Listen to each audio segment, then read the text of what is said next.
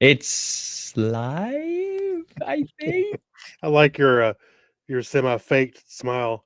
You got to Facebook. Let's get to Facebook because we're going to need the question of the week. La di da da di di di di. Da da di di di di di. Oh, I got you smiling. Picture with Jack Mangan. Picture Jack Mangan put up. Hang on, I gotta show this to you real quick. Present. Share screen. 2. Go. A guy by himself at Christmas. Here, I'll even see if I can blow it up a little bit. A guy at himself in Christmas by himself at Christmas, hoping to reunite with the woman he loves. Yeah. Has to try and stop a robbery with the help of a new friend.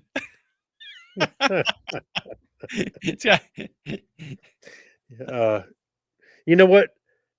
That comparison right there Yes. reminds me. We watched Tommy Boy with Harrison the other day. Last night, as a matter of fact, or I'm sorry, night before. And it's the first time he's seen it. He thought it was funny, but he goes, "Hey, this is a lot like Planes, Trains, and Automobiles." I was like, "Well, they're both kind of road trip movies." He goes, "No, look at this scene, and then look at this scene. They did this." I went, "He's kind of right." some of the, just like what you were talking about. Oh, that was funny. He could There's a lot describe it of a little things bit like better. that. Yeah. We just watched Home Alone last night. You Lisa watch said, "I what? want to watch Home Alone." Oh, yeah.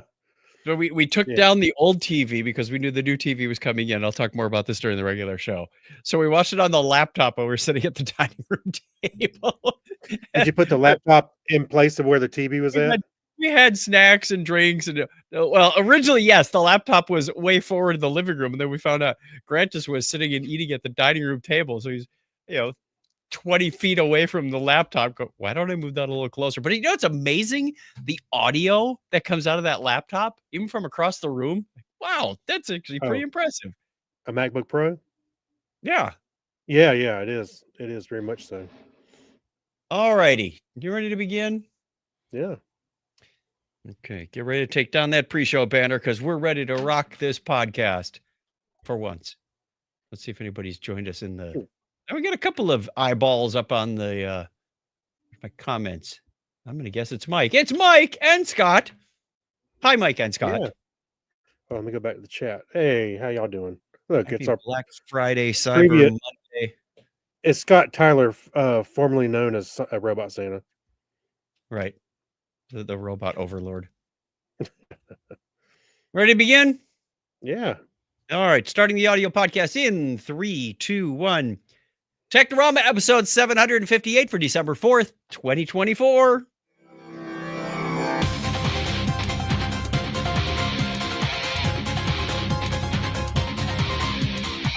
Hey, welcome to Technorama, the show that takes a lighthearted look at tech, science, sci-fi, and all things geek. If this is your first time joining us, welcome to the craziness. If you're coming back, welcome back to more craziness. My name is Chuck Tomasi from Phoenix, Arizona, and right over there is, of course, Craig Stepp. How are you, Craig?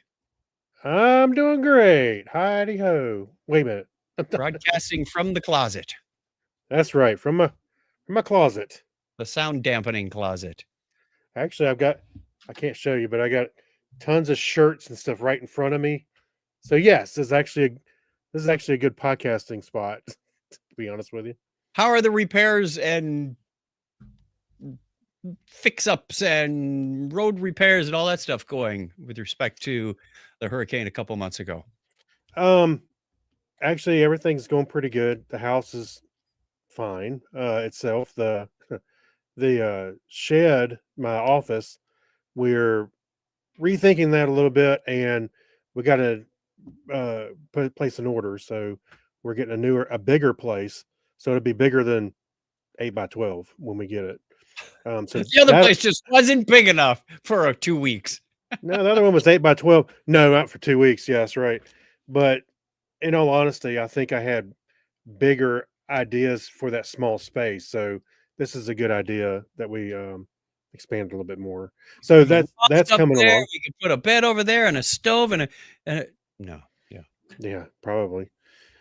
So that's coming along. Right now, everything's kind of back to normal. In a sense. Good. There's still a lot of work outside that I'm, around the area that I don't have anything to do with or my house immediately, but uh, I would say the area is slowly getting back to normal. Good. Roads are being put back together. Any sign of businesses coming back to life?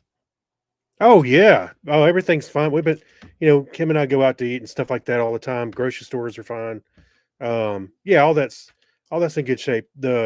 My neighborhood, there's a one spot that has like a little culvert that got washed out Mhm. during the hurricane, and s- been rebuilt in a sense that it's still dirt and everything, haven't been paved, but we can get in and out no problem. There's areas that had the same kind of washout that have been paved over, so it's coming. I don't know when, but it'll be here. They'll pave it over. But yeah, Good. we're doing all right. Yeah, we're in good Good. shape. Good. And I can't remember. Did I mention this last time? My car, also got totaled, so I Yep. got a replacement car. Yep.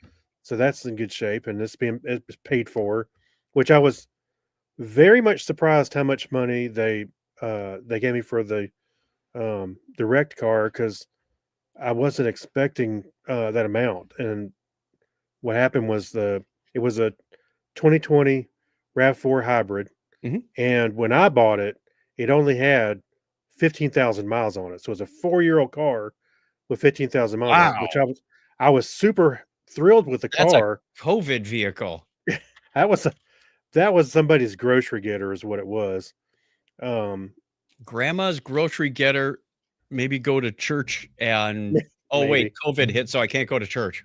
Right. Well, that's probably part of it. So the first year was really light on the car, I'm sure. So yeah, they gave me pretty good I looked up the book value and I was surprised I got about that from my car. So I was able to get a new one, no problem. I got the same thing, but a new model. I got a 2024 model. It has like what? Oh, right at 1,000 miles on it now. Oh my. Yeah. So I need to take it slow. Do But you it's a good car. did you unload any cash on Black Friday or this weekend or waiting for Cyber Monday? What's your holiday purchasing plans? I I looked around at some things, but what did I need? I don't need anything right now. I don't have a place to put it, my personal stuff, until I get my office set up. That's true. That's true. So there's nothing I really need. Oh,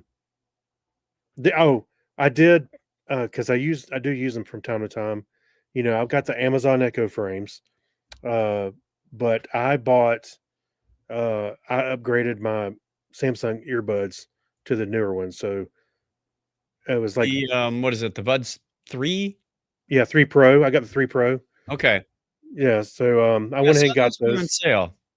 Well, it was on sale, and I went to trade them in, and they gave me $100 for the old ones. I went, okay, so the new ones didn't cost much at all. It was like, Yeah, Samsung's got some good trade-in offers right now. I mhm, somebody on Reddit spotted the, Galaxy Watch, the mm, 7, mhm. and the 7 Pro, they have trade-in offers as well. He goes, "I just got me a Galaxy Watch 7 for $3." Because I think I saw that post. like a Three $300 bucks. watch. They had a $97 discount. They gave Mhm, him, uh, 200? No, 100, something like that. It was 200 for a trade-in, so he basically mhm. got a $3 watch. And I said, Yeah. "Oh, let's see what I can do." So we'll get more into this in the Patreon show, but, there was I have an issue with their website in that Okay. they don't tell you when something's out of stock. They just say, "Delivery is not available in your area. Pickup is not Yeah. available in your area," but you don't know why. So Right. you're supposed to start fiddling around with band sizes and colors, and it's like, "What? No, what?" I've So I've had that happen to me before on that site, and I was like, "Oh, maybe if I pick a different one." and I did, and it was available. It wasn't what I wanted, so I was like, "Well, I'll just wait," But Right. uh, and I tried to do the. I looked at the watches, and I like the Watch 7. It's a little bit smaller than the one I've got. I got that classics, the Yep. 6, and I really like my watch. I just wish it wasn't quite as thick.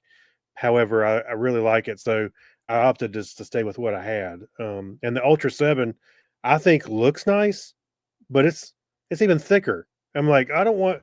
I already have trouble pulling the cuffs down on my if I have long sleeves.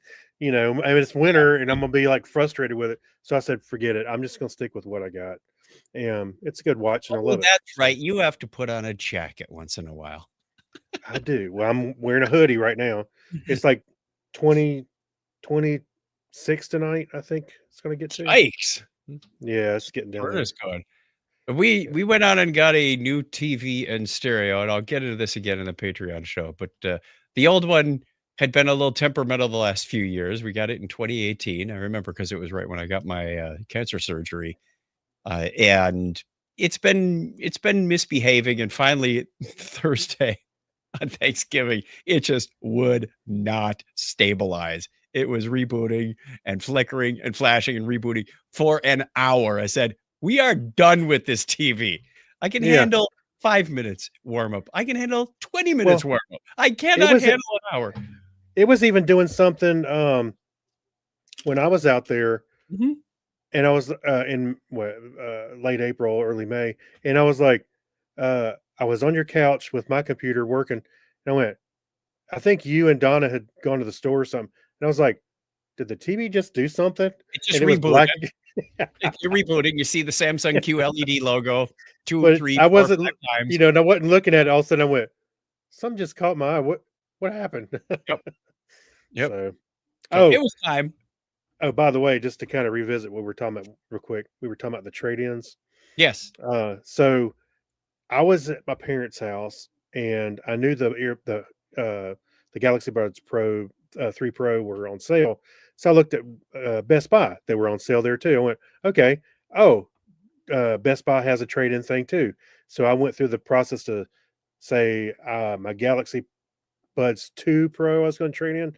They were going to give me $10, and I went, what? No. so, No. so I went through the Samsung when it said $100. I went, Yep. okay, now we're talking. I can wait a few days. I'll just wait. Exactly. Yeah. So Yeah, we'll talk more about that on the Patreon show. But it yeah, was an expensive weekend for me. sounds like it. So did you get a bigger TV or did you get a smaller one or about the Uh, same size? a little. It went from 75 to 77, but we did upgrade from QLED to OLED, Hmm. and I'm liking the picture. We just got a detail to work out on the sound because we also had to get a new stereo receiver. The other one about 2 months, 3 months ago started going.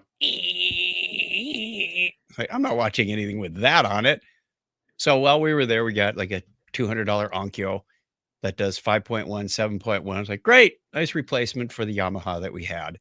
Hmm. And uh, I specifically asked, I said, how are we getting the audio?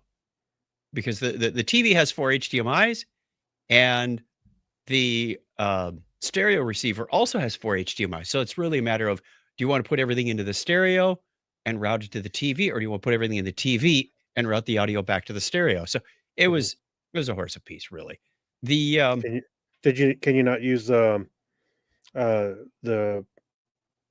fiber optic audio outputs from the you TV to the can, stereo? you can, and I didn't realize that at the time, and I thought the Onkyo did not have an optical in or out. Hmm. In, because everything coming in from the Yeah. TV.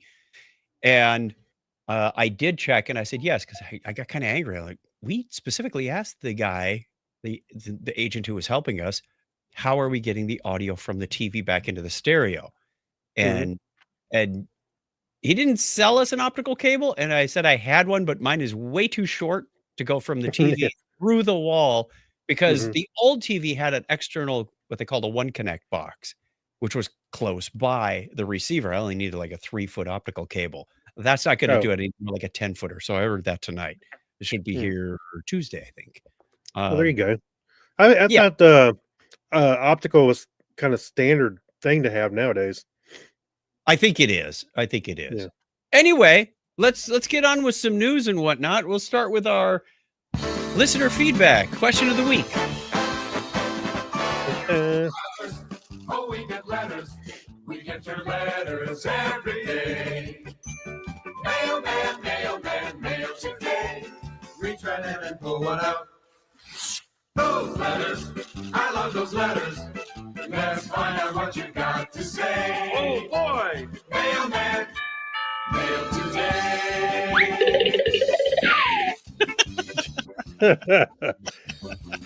Couldn't resist.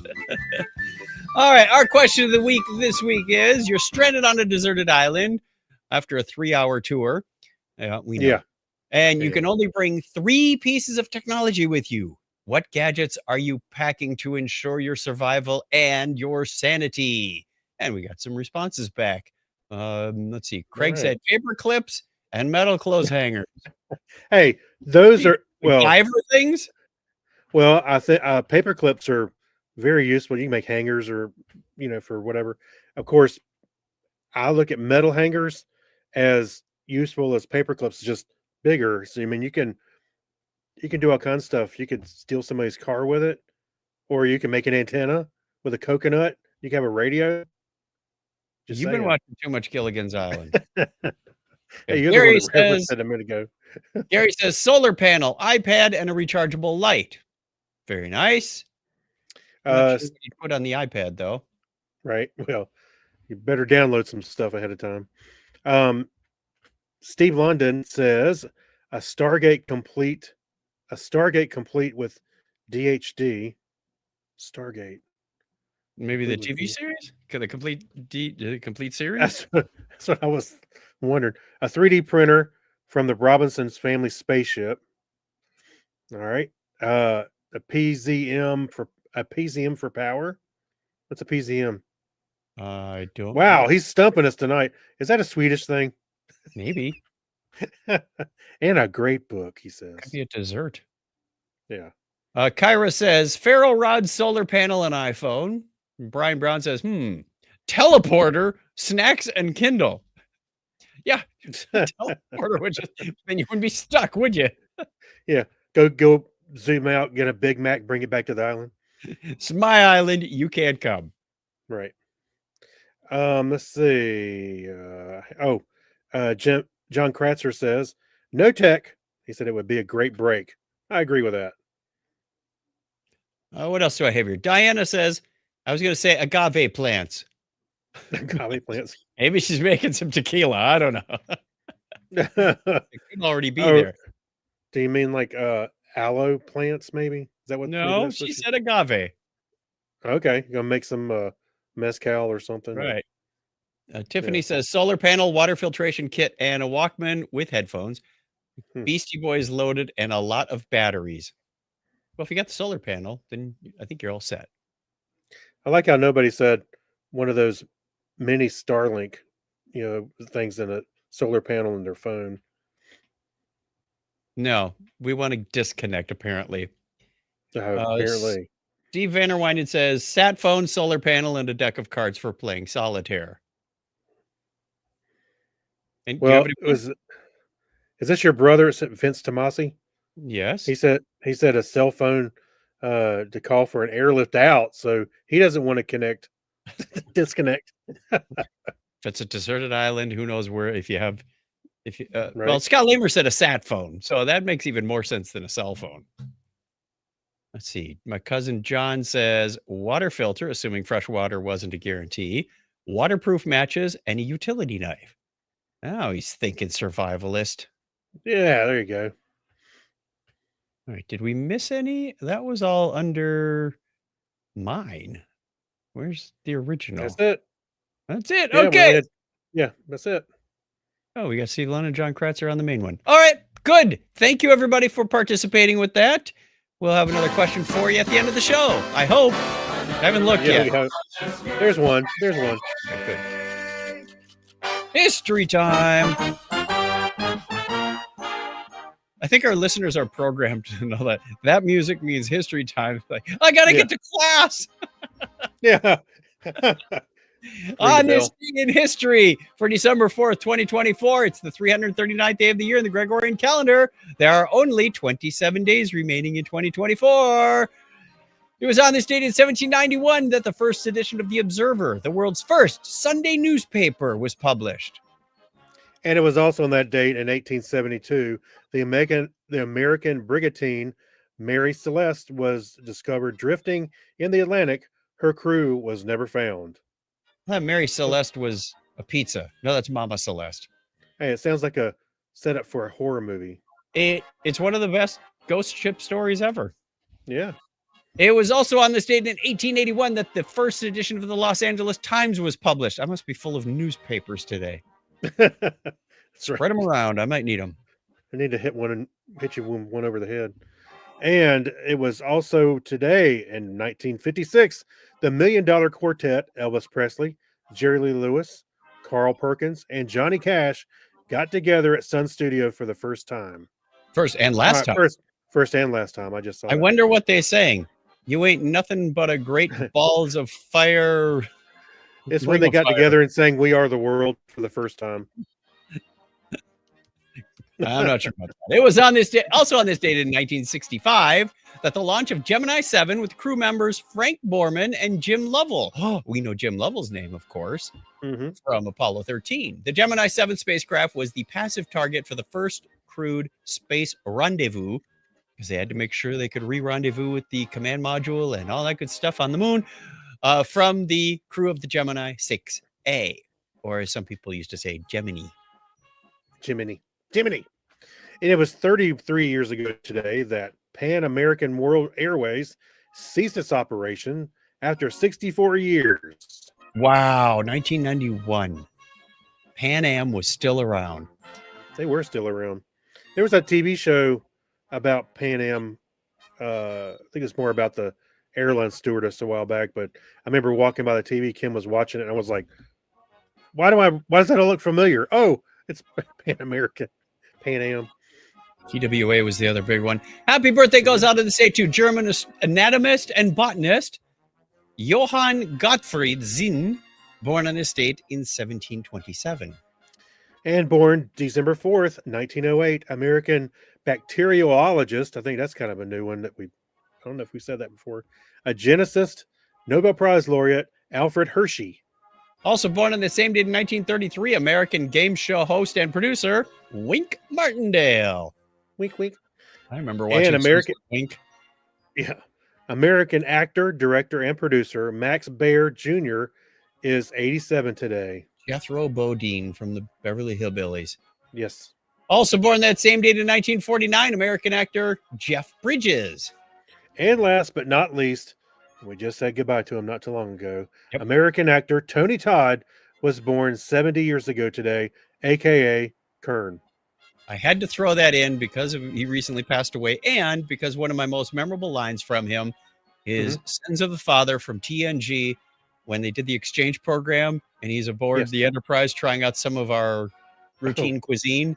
I will try dead burnt bird meat. That's right. I think of that every Thanksgiving. It's like, sounds so appetizing, doesn't it? Tony is in the house in the memories.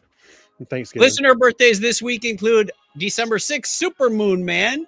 December 7th, Peter, a.k.a. Zip Stir from the Zip and Co podcast from the UK. Honestly, there's 2 Z's and 2 P's. I'm not sure how you don't pronounce those. Yeah. December 8th, 2 birthdays, Dan D. Man, Patreon man, and Gideon, a.k.a. Michael H. Also on the 9th, Steve Kite, a.k.a. Big Unit 62. Thank you, everybody, for your birthdays on the birthday calendar. Craig's going to put a link on the screen. If you want to get your birthday on the birthday calendar, you can go over to chuckchat.com/birthday. We will give you a shout out at the appropriate time of year, because if it's your birthday this week and we didn't give you a shout out, we wish you all the very best. Hope you have a wonderful, wonderful week, with or without a birthday. Just have a wonderful week. That's what we want to give you. That's you can share with everybody else. On this day in history, I got to find out where we got a long time to go. That's the way it was on this day in history for December 4th, 2024. Thank you very much. And away All the right. band goes. Yeah, we got to save some money. Cut the band short. Yep, budget cuts, 20% off. Black Friday sale. Yeah, we got the band for half off. All right, we've got some news. Good news, everyone! So I press a random blue button that's indicating good news, everyone. And I don't know if I'd call this good news. It'd be good stinky news. From lifescience.com, they tell us that the astronauts aboard the Russian spacecraft that docked with the ISS ran into an unexpected odor.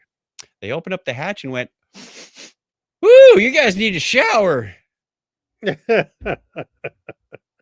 like how astronauts baffled by unexpected odor. So they also noticed this fine mist floating around. They said, if it smells bad and there's something floating around, put on the gear, like the masks and whatnot. So they geared up, they ventilated out. They're not really sure what the cause was, but they did find out later that it was toxic. So you did not want to stay in that environment for very long. Let's see. According to a recent NASA report, a mysterious 5-year leak to the module has this isn't the first time that the Poisk module has caused trouble. There's been this slow leak over 5 years that led to a catastrophic failure of the station. And they said, yeah, but we've only got 6 more years on it. We can, don't worry about any leaks. It's not worth repairing at this point because we're just going to push it into the atmosphere in a few years anyway. We're almost done paying for it. So if you get lightheaded, just deal with it. There were no Black Friday sales on air scrubbers, apparently. Air scrubbers. Or duct tape to fix the leaks. You never know what you're going to find with the ISS. How long has it been up there now? 30 years? I'm not sure when they launched it. When was the ISS launched? It was built in pieces. So when did the first module go up? November 20th, 1998. 25 years. Yeah, 98. Yeah. Okay. First piece. 98. November 98. Yes. Yeah, 26. Oh, you said 26 years? Yeah, I said 25, 26. Sure. Yeah. All right. Another one from Live Science. The shape of a photon has finally been revealed for the first time ever. Scientists have captured the image of an individual photon, which is kind of hard to do when you think it's traveling at the speed of light. Yeah, and it looks like a lemon. It kind of does, but they do say later in the article that that the environment changes the shape of the photon. So this is indicative of this photon traveling through whatever medium at whatever speed, whatever they did to capture this. But they said it was very, very difficult to do this because what they say, you have to solve for an infinite number of equations. And they said, no, wait. We've got a new technique. Let's see, where was it? Imaginary numbers. They said, introducing imaginary numbers, multiples of the impossible square root of -1. It's a powerful tool when handling complex equations. Manipulating these imaginary components allows many of the difficult terms in the equation to cancel each other out, provided all imaginary numbers are converted back to real numbers before reaching the solution. This leaves a much more manageable calculation. So what they did is they said, we transformed the continuum of real frequencies into a discrete set of complex frequencies. By doing that, we simplify the equations from a continuum into a discrete set, which we can handle. We can put those into a computer and solve them. So never say never. We have a picture of a photon.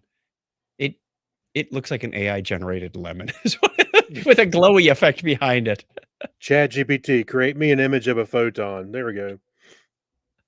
No, that's pretty cool though.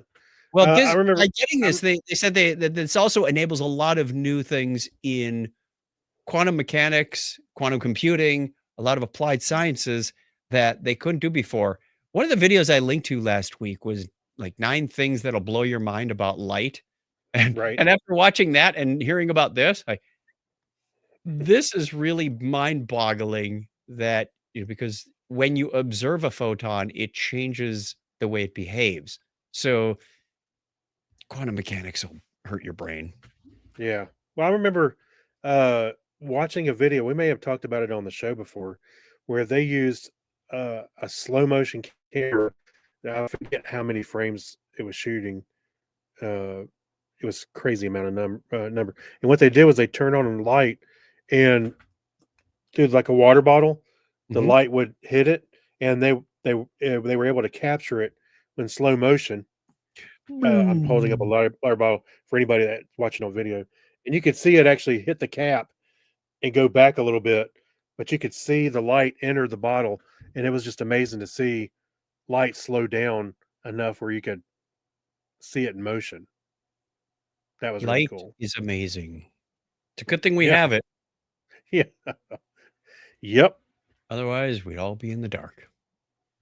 We'd be like those fish in the bottom of the caverns that have no eyes, just walk Big around. scary teeth. Maybe we could have bioluminescence. Hmm. Why would It we need wouldn't matter because you couldn't see. we wouldn't have any eyes. We wouldn't because we right. evolved in the dark. Yeah, but we can glow in the dark. Yeah. All right. Should we jump on to the Hacks and Strange stories? We've got a couple stories here. Yeah. Speaking of things evolving, the article is from Popular Mechanics of all places. And it says the dogs of Chernobyl are experiencing rapid evolution, study suggests. Well, they're not quite sure, but it is an interesting study in what happens in a nuclear fallout zone. There's a whole bunch of animals. A lot of these dogs are descended from pets that were abandoned when they had to do a rapid evacuation. So they said, they didn't really say what has changed between domesticated dogs and what they're finding here. I'm not sure what the evolutionary progress would be, but it's been almost 40 years since the accident and the fallout. And they are studying animals inside of the Chernobyl exclusion zone, or the CEZ, which is pretty, I mean, it's in Ukraine. It's got to be pretty close to the war zone. They've studied the DNA of 302 feral dogs, and then they studied animals living like 10 miles away and said, there are some differences here. So all kinds of animals are thriving in this since humanity kind of abandoned the area. And of course, we've seen pictures of playgrounds with trees growing up through them and whatnot a couple of times on this show. So they're doing more studies to understand what the heck is going on. I mean, the CEZ they've got bacteria, rodents, even birds. There's lots of things living here that you wouldn't have thought could have been in here. They also discovered that eastern tree frogs, which are usually green, are now more commonly black inside of the CEZ. So they figured that. Yeah. They said the frogs may have experienced a beneficial mutation in melanin. Those are the pigments that are responsible for skin color that help them dissipate and neutralize some of the surrounding radiation. So it's like having built-in sunscreen for radiation. Interesting. So lots of interesting stuff going on. You never know what's going to happen. I wouldn't want to be one of the people over there studying these things. Come here, puppy. Come here, puppy. Yeah.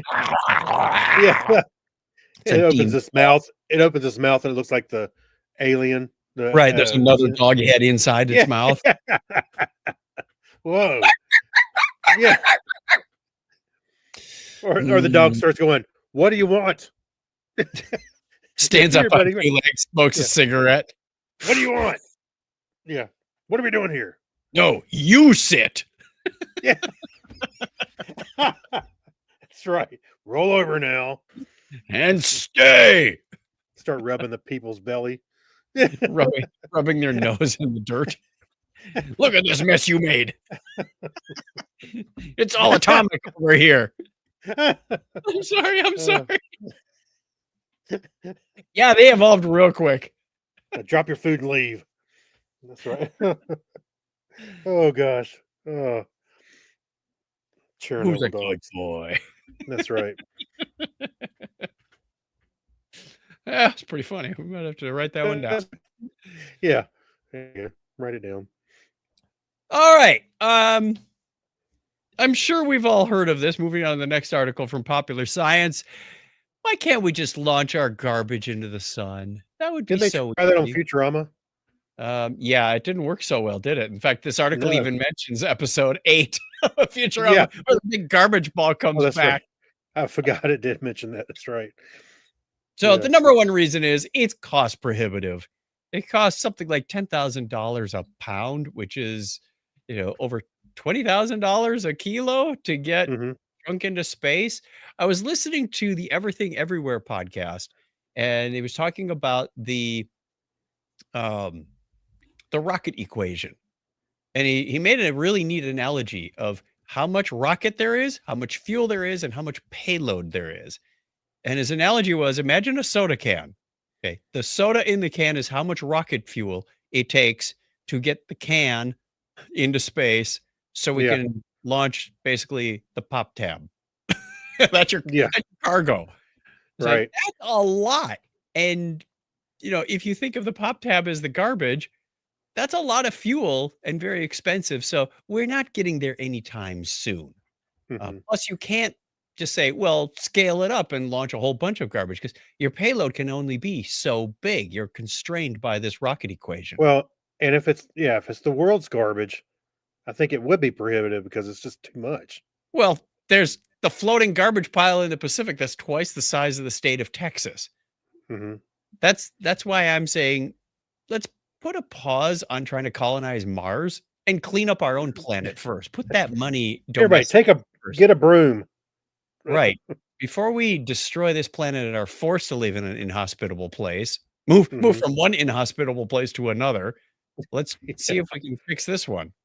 that's right. So, Yep. I agree with you, I think. okay, I think. Yeah, I think trail off there. Hey, by the way, Yes. when we were talking about just launching garbage, so I saw Speaking of on the garbage. huh? Yeah, speaking of garbage, no, do you remember Mike Rober? We talked about him before here before. Yes. He's the guy that worked at NASA and did the pirate bomb, glitter bomb boxes, videos for a while. Yep. Well, he is I watched a video, I saw him, he was talking about a satellite, and what he's doing is he is his group, I guess whoever is working with him, they've purchased a CubeSat, and they're going to send it up into space in a few more days as a ride along on the SpaceX rocket. And the satellite that they've designed, you can go to a website called spaceselfie.com and upload a Mhm. picture, and the picture will show up on the satellite. Of course, they'll not all at once, but they'll queue them up. But the picture will show up on a screen, and there's a camera that will take a picture of it with the Earth behind it. Hmm. So this is all part of his Crunch Labs uh, thing, where they send subscription boxes to kids that sign up for it, or the parents do, I guess. And it's all science projects. He does videos to explain what we're doing with the science thing and what we're building, and it's all a monthly kit. Well, there's also you can, if you're part of the Crunch Labs, you can do a space selfie for free. If you go to the website, you can sponsor a kid for $30 and have your picture put up there. And I just thought that'd be kind of fun. I thought it was a really cool idea and he explained CubeSats and how they work. And you can buy a CubeSat that they have, basic, it's like a kit. So you can get a kit, you Right. can get pre-made ones, and it's kind of interesting to see the video he's talking about it. But then the other cool thing was he said, okay, so you can upload your picture. We'll tell you when we're going to do it. If you tell us where you live, we'll tell you when, and you can go outside and technically be in the picture twice. You'll never convince the flat earthers. So he said the satellite will last about anywhere between 3 and 5 years before it re-enters the atmosphere and Cool. burns up. So How do you get yeah. your picture? Does it download it to you? Yeah. You go to the website, gets you Oh, set up okay. an account. You upload the picture you want to appear on the screen. Mhm. So like for example, you and I would take one from Dragon Con or or a cruise or Right. something like that, and we would upload it. Then we get a picture back with the Earth behind it, and if we time it right, we could be at Dragon Con and have all our friends in it. That would be Time kind of it cool. right. Yeah. Hey, everybody, look up. Smile. Oh, Yeah. I have my eyes closed. Anyway, I just thought it was a really cool idea, and I thought I'd share it. It was under the Hacks and Stream Stories, so I thought it was really cool. If you faced the sky and had your selfie down below you, took a picture with the sky behind you, theoretically, you could have a picture of you getting a picture of you. That's And it. That's what I'm saying. yeah, you could. I mean, the satellite's going to take a picture of you and you, but you Yeah. could take a picture of the satellite, take a picture. Oh, yeah. Do it at night, and have a telescope, Right. Or just Yeah. be sitting here like with the phone and go Yeah. I got, pointing th- at the sky. yeah, I'm in 3 of them. Yeah. Got a third Um, selfie. I thought it was a really cool project, and I may have to indulge in that. Yeah, let's put a link in the show notes for our friends at home. Yeah. Okay. Speaking of which, let's give a shout out to the chat room. We got a couple of people hanging out with us, at least a couple that are brave enough to put in some comments. We got Mike Robinson and Scott Tyler who have been chiming in. I assume you've been putting comments up there every once in a while. I haven't been watching because it's out of the corner of my eye. You can join us live Sundays at 8:30 Eastern time. We'd love to hang out with you, get in the fun, make some smart aleck comments. Who knows? Point out mistakes we're making. When we ask a question like, I don't know that, you could sound smart by Googling the answer first. Like I do. Right. That's why he's not listening to what I say half the time. All right. Rushing on to, that was the wrong green button. That's the green Okay. button I wanted. Right. We want to remember when, because we have a story of a man in Australia who found a rock about 37 years ago and hung on to it. And no, 37? Where did I get 37 from? It was 2015. 37. Yeah, Yeah. 2015. David Hole was out in Maryborough Regional Park near Melbourne, Australia, and his metal detector went off and he dug up this big, heavy rock.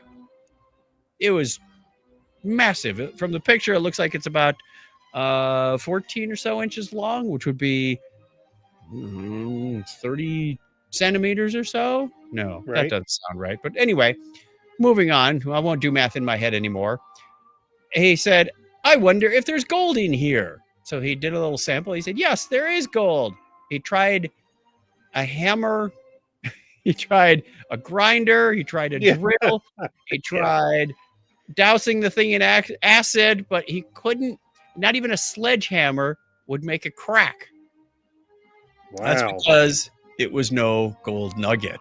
It was an iron-based chondrite meteor, which is like from the origins of the solar system stuff. He found that and didn't really bring it into the Melbourne Museum for several years. And when they brought it in, they said, wow, that thing's massive. So they took a diamond drill and sawed off a chunk. So now it has a very flat end. He goes, Eight- and the man was quoted as saying, "Oh, that's how you get in it." The museum has been examining these things, thousands of rocks for 37 years. That's where I got the 37 years from. Oh, okay.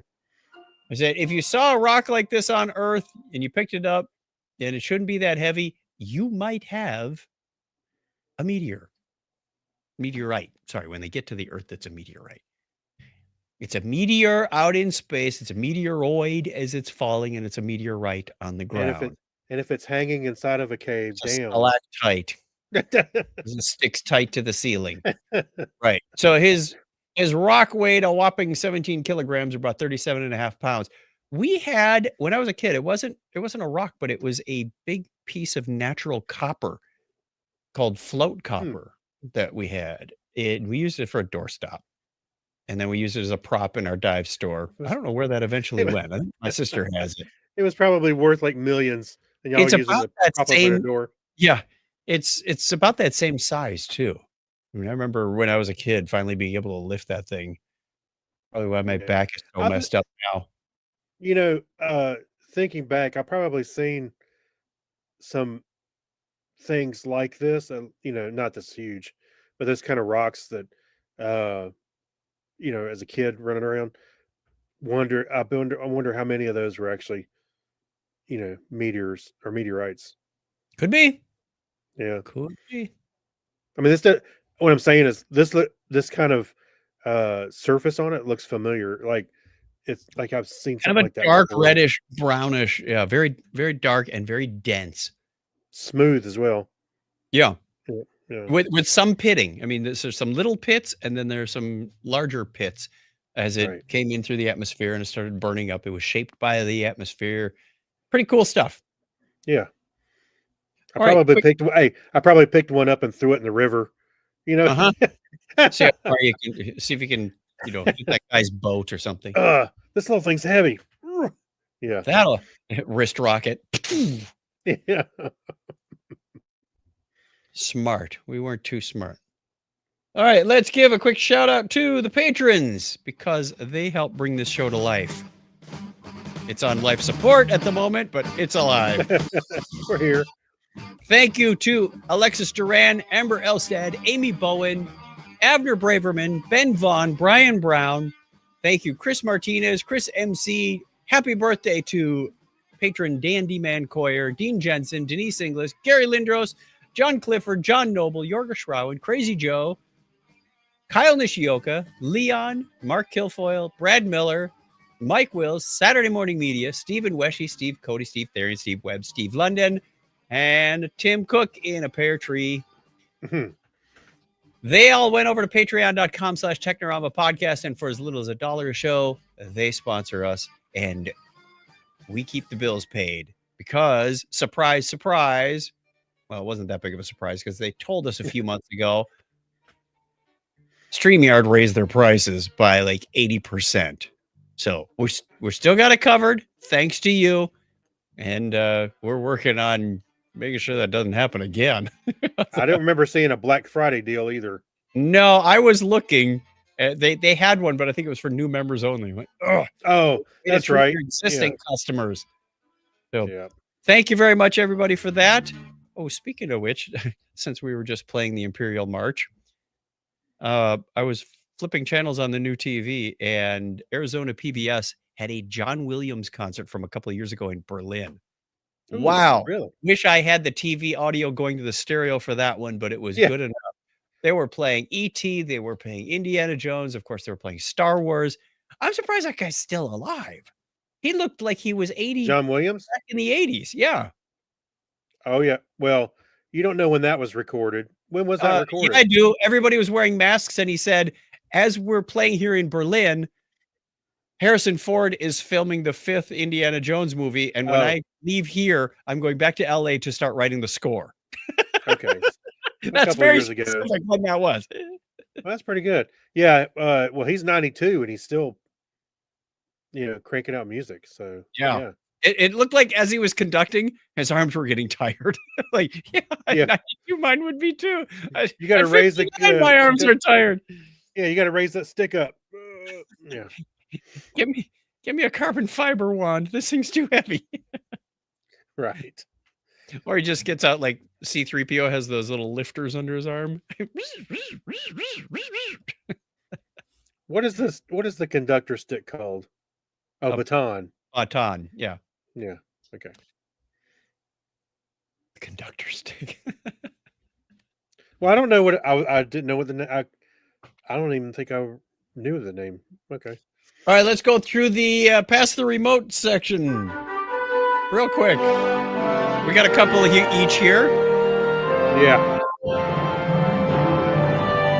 Bada boom, bada bing. Why don't you start us off? All right. So I talked about this a little bit last time on the Patreon show. So if you are a patron, you probably heard this a little bit. I watched Dear Santa, which was on Hulu. It's a Yes. Jack Black movie where he plays Satan, and the kid You talked about this in the last. movie. I know that's what I just said in the. Why are you doing Patreon. it again? Oh, in the. Yeah, I talked about it in the Patreon show. So if you sure it wasn't so on if you're this a show? yeah, I'm gonna look at last week's show notes because I think it was. I in may have. Anyway, it was funny, but Oh, it wasn't yes, great. you didn't. No, it wasn't Yeah. in 757. Right. So, so the kid writes a letter to Santa, he's bad at spelling, and he sends it to. He says, "Dear Satan," and and he addresses it to Satan and sticks it in the mailbox. Of course, Satan gets it, and he decides to step in and see if he can get this kid's soul. Anyway, it had some funny bits. It wasn't a great movie. So the best part about it was Jack Black shenanigans. No. Of course. So yeah, it's all right. All right. My first one is from Netflix called Into the Fire, The Lost Daughter. This was one of those unsolved crimes that I get sucked into regularly that I usually Right. don't like. This one was a two-parter, but the parts were like an hour and a half each. Like, why didn't you just make it 3? Yeah. Maybe there wasn't a good cutoff point. It's an interesting story about this lady who gave up her daughter for adoption back in like 74, right after she was born, because the woman was only like 16 when she got pregnant. She gave up the baby in 1974 and named her Alexis, but really didn't know whatever happened. She heard from the agency, they're going to a good family. Then she gets this mail in like 2009. It says, "We would like a sample of your DNA because we found an unidentified Jane Doe in a cornfield in a ditch that may be your daughter." So she gave the DNA and it came back negative. Okay. But then she started wondering, hey, I wonder if, why my daughter has never reached out to me. Obviously, this wasn't her. And she found out that she went missing in 1989. So she put up a Facebook page, and that got some results of people who went to school with her. And she was born in 74. She went missing in 89. She was only like 15, 16 years old. Yeah. The story takes a much darker turn at that point of the reason for her disappearance. And this woman who legally had no rights to this girl started pursuing this, and she says, "Hey, you know what? I think this is the situation." And she hired a private detective who was like one of these citizen detectives that solves things online by aggregating data. He's solved like 4 missing persons cases. Wow. He's not even a detective. He's just got this ginormous spreadsheet. He's an accountant. So he goes, "I got some pretty mean Excel skills." he's Apparently. looking up this data. So she gets in touch with him, and they start putting 2 and 2 together and going, well, there's something to be said here. The missing girl was in a little town just outside of Holland, Michigan, which I've been to that area. It's pretty much, flat farm, Midwest country kind of thing. And there's some other stories that started coming out in that community. But it's an interesting crime story. I will say they eventually do solve it. So it's not like this unsolved thing. Spoiler alert. Well, I didn't tell you what the situation was. Okay. All right. And that's more meaty than just going, "Oh yeah, they found out she died." Okay. So that was Into the Fire, The Lost Daughter on Netflix. If you like true crime stuff, this is pretty good. But it is in that format of talking to people in their living room, and then some actors reenacting, kids dancing or smoking or whatever in the 80s. So you get a heavy dose of 80s fashion in your face. Mm-hmm. Oh, that's Which fine. I don't mind. Yeah, that's fine with me. Yeah. All right. Alrighty. Well, the next other one, no surprise, and I think I trying to remember if we talked about it at the top of the show or not. I think we did a little bit. My son had not seen Tommy Boy, which is one of my favorite comedies. I love that show, that movie. Man, the little coat. Yeah, there's so many. One of the more parts memorable of the- scenes. Yeah. So, as soon as my son said, "No, I haven't seen it," my wife looked at me and I looked at her and said, "Oh, I know we're watching tonight." So we watched Tommy Boy. He actually really liked it. From what he said, he was laughing at several parts, and Good. it was a good movie. Well, I know it's a good movie. He thought it was a good movie, so But it's one of my favorites, and so we watched that. It was fun. You should have taken over Susie Murph's show, How to Raise Your Geek. I know, right? I should have actually. Apparently The other still have it. well, there was a revelation when he said he hadn't seen Tommy Boy. The other one he hadn't seen is Groundhog Day. I was like, oh, we got to rectify that too, because that's also a good one.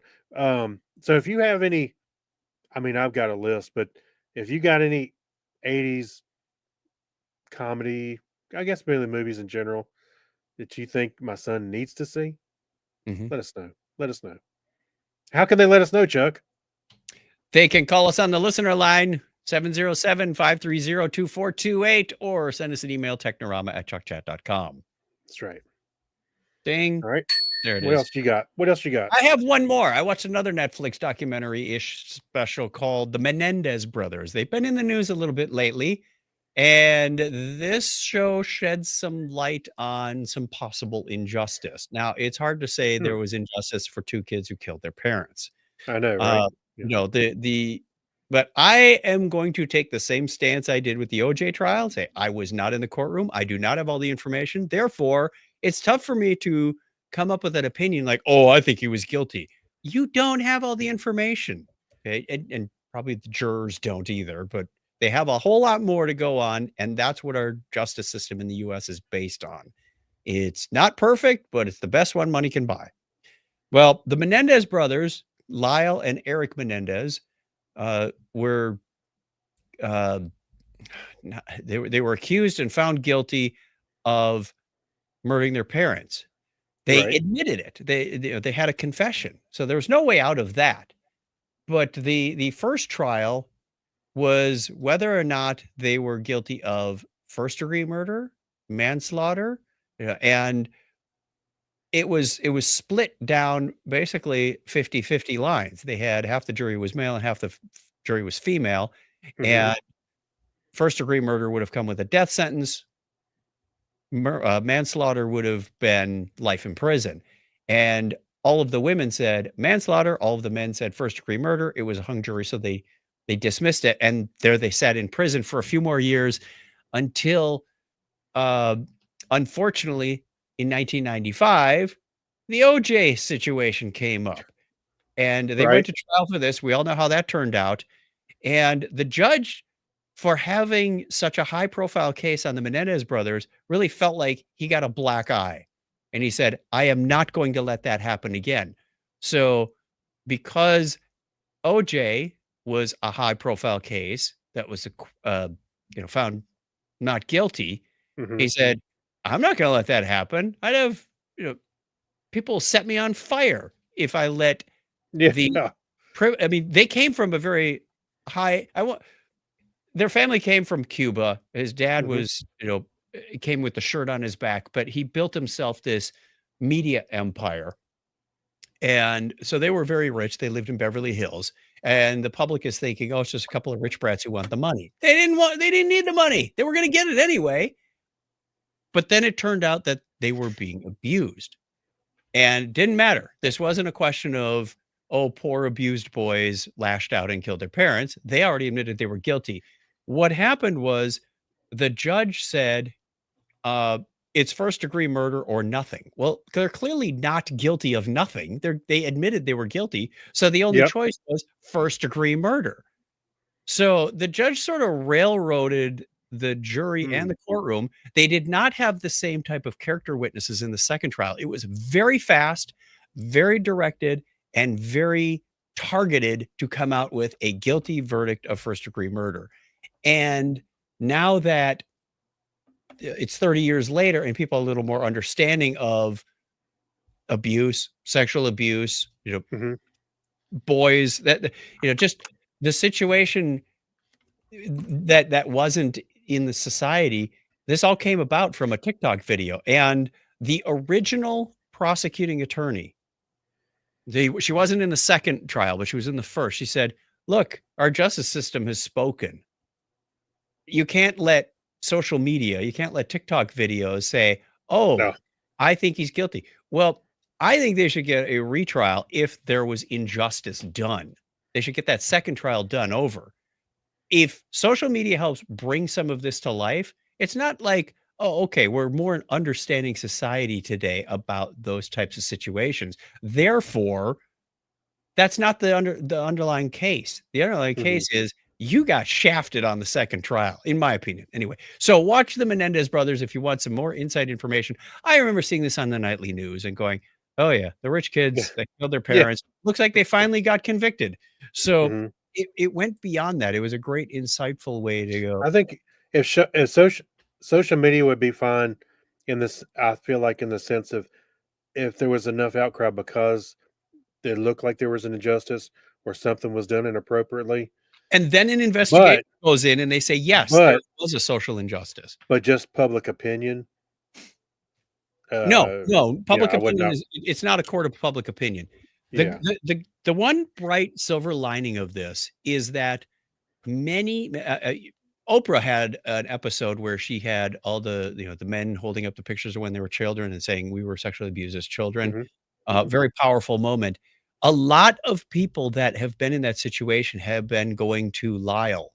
Well, he's in prison, writing to him and conversing. He's sort of become this figurehead of male childhood sexual abuse, which he never would have thought about. Like that wasn't in the plan, but it's kind of cool that people are sort of rallying around him and he's willing to step up and be that figurehead. So I thought that was pretty cool. Yeah, it is cool. All right, a whole Yeah. bunch more stuff in the Geek Library for you. I've put in, I should have put a numbered list like Clinton does, but I'm going to guess about 20 links in here. Uh, some interesting videos that just stuff that I've been watching for a while. The Munsters unaired pilot. There's one for you, Joe. Go watch that. Ooh, wait, I want to see it. I guess Yeah. we can both watch it. Um, I don't remember putting the NASA just released a fireplace video for the holidays, but Oh, I did. you? Okay, Craig Yeah. put that in there. I have things Yeah. like Carl Sagan's Cosmos, episode 8, when dinosaurs chilled in the Arctic. I had there's a fireplace video for the holidays. Actually, what it is it looks like a nice fireplace, and then you see the rocket, Oh, the bottom of the rocket, and you see the fire coming out. So it's actually blowing down into the fireplace. It's kind of funny. It's an 8-hour video. one that I think you might find interesting that's not far from you, and we talked about the hurricane stuff at the top of the show. Mhm. The hurricane impact it could lead to a global tech shortage. There's a place in North Carolina that is known for mining some very high grade quartz. And the Oh, quartz is used in the production of silicon, not in the silicon ingots themselves that make the wafers that make the chips. It's in the right. crucibles that they use to make the silicon that makes the wafers that makes the chips. So you have to have a very high quality quartz. And there's basically two mines in this town of 2,500 that were, I won't say decimated, but set back. They didn't really report all the damage because they're privately held companies that they don't need to report all that. One of them has been put online again. They did say that the the silicon manufacturers have reserves of silicon for like 3 to 6 months. So this isn't a big problem if they can get the mines back producing the quartz because these crucibles wear out after about 6 months. You've got to replace them. So we got to get going. Otherwise, everything, not just cell phones, not just computers, everything that uses silicon technology is at risk. And that could Yeah. be really bad. Talk about your Yeah. single source of problems. Yeah. It's in Spruce Pines, North Carolina, That's and it. I was looking to see. It's not 100% near me. It's probably an hour or two, an hour and a half maybe from Yep. me. Yeah. Go over there and Think see how the mines are doing. See if you can pitch in and help them out. All right, I'll be right back. Put your back into it. Bring your Yeah. pick and shovel. Yeah.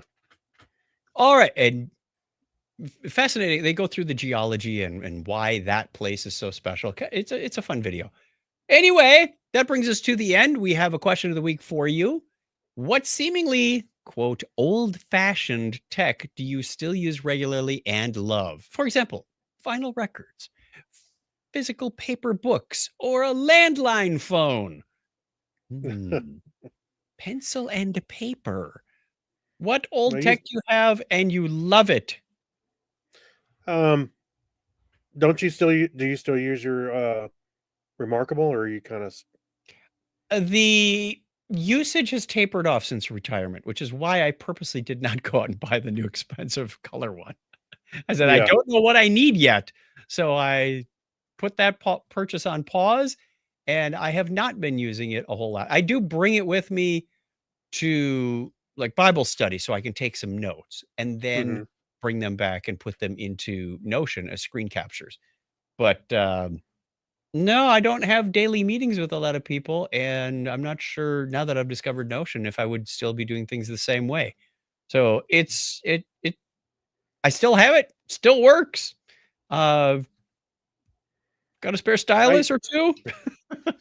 Yeah. Well, I besides right. Well, the reason I was thinking of was I was thinking of pen and paper. I do like pen and paper. I like to draw, so that would be something that I continue to use a little bit. Trying to think. I don't. I don't really. I AM/FM like. radio. I don't even have one of those around, which I I should do. have. I have an FM Yeah. radio. It's a Yeah. little, like, $25 one I got off Amazon for listening to the football game at the Well. football game. w- Well, actually, because of the hurricane and everything, it's it's been all this has been rolling around in my head about the things that we didn't have, and that was one, a radio. I tried to figure out. I, there's a lot of things I've been kind of obsessed with now. Like Board how can games. well we got plenty of board games, but no power. We were out of power. Yep. I didn't own a generator. Or a It's like, lantern? huh? A lantern? Well, we had some solar lights Yep. they would keep in the yard, but we brought them in, so we could walk around and stuff.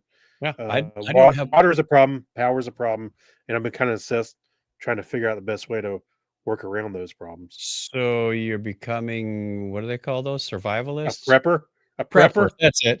You're becoming a prepper? Uh, well, I think preppers think the world's going to fall apart, which is I don't think it was going to fall apart. Wait until January. No, but I was just trying to figure out what's the best way besides a generator to for power. Um, Not necessarily powering the whole house, but keeping the fridge cold and Sure. getting online, like powering.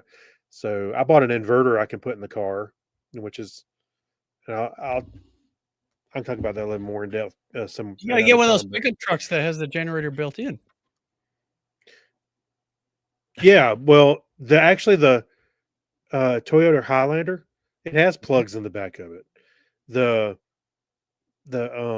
Ford Lightning, the F-150 Lightning, Yeah, it the actually has a 220 plug in the back, or one of the models does. It has a 220, generator what are you mode. running, a compressor? You can almost run the whole house, and Mhm. it had a generator mode. So on the screen, it had a generator mode. And I was like, "Oh, that's actually pretty cool." Yeah, but that truck is way too expensive, and I don't need something I have to plug in to power it. You So, you just bought a truck that's more powerful and more expensive than your house, so just live in the truck. right. Well, the okay. So I'll run this down real quick. The Rav4 uh, is hybrid, so the motor charges the batteries when they get low. So I bought a 1,000-watt inverter. I can hook up to the regular car battery that's in it. Right, not the. I'm not touching the high voltage one. Mhm. You put the inverter on it. I can power some stuff in the house, like the fridge and stuff like that. So you turn the car on, you leave the car on, and I can just leave it on because when the batteries get to a certain point, the engine kicks on, charges the batteries back up, and just kind of does that. Um, so it would be kind of automatic. I just turn it on and I could power stuff. And obviously, a car is much more efficient with gasoline than a generator. Maybe you gotta check your Hey, not I just can. the volts. It's not just about the volts because we had an inverter in our old car, Mhm. but if you drew more than 12 watts, it would go. No, I don't think so. So it was very Yeah, difficult no, you to don't. run You the don't. Yeah, laptop you off don't. of this thing. So you better check. Some things you can how run many on amps it, you but got out of this. yeah, you got to do a little math on what you're running. I'm not saying I'm running the Yeah. whole house on that, but I'm just saying it's a way to power. So I saw a guy online. He went through the same. He was in Georgia, also went through the hurricane, and he had an inverter on his. He had an 800 watt. He had it hooked up to the TV, the internet, and the his fridge, and he would leave the inverter on for an hour. He would go turn on the car for 30 minutes just to charge the battery up. Then he would turn the car off, let the battery discharge, and he would go crank it back up every hour. He would charge it up for 30 minutes. I was like, okay, well, my car, it's got a big battery in it, and I don't know. I think I could leave it on and it would just come on when needed rather than running a generator and it's loud and it sucks gas. You know, that's what I was trying to avoid. I'm not saying that that's my solution. It's a short term one. Just watch how much you're drawing because your friend with an 800-watt truck, that's only about 6 amps. It doesn't take a Oh, I lot know. to draw more than 6 amps. Oh yeah, I understand. No, I'm not going to hook up everything. I don't need to run the whole house. There's a couple of things. Do you know how much your refrigerator draws, for example? Um, Because that'd it's be not much. probably the first thing you want to keep online. Well, yes, but I don't remember what it is at the moment. But it's a small refrigerator. It's not a big one like Oh, yours okay. or regular size. Right. All right. That was the last discussion we have. We're going to go record our Patreon show. But until then, you can get in touch with us. Play the music. There we go. Get in touch with us is the number we mentioned before 707 530 2428. That's 707 530 chat. We haven't heard from most, all of you in a long time. So give Yeah. us a call. Wish us happy holidays or something. Yes, We're please. lonely. Or you can email us, technorama@chuckchat.com. We both get that. It's actually a Yeah. distribution list. So if you want to look for us, you can find us on the internet, pretty much anywhere you look for Technorama Podcast. That's it. Unless the Swiss Science Center starts a podcast, then we're doomed. Until next time, Ah, a friend about Technorama, they'll put it in their stocking. Yeah, that's it. there you Technorama go. in their stocking for Christmas. And give us a binary high five, and we're out of here, Craig. All right, 101. Thanks, everybody.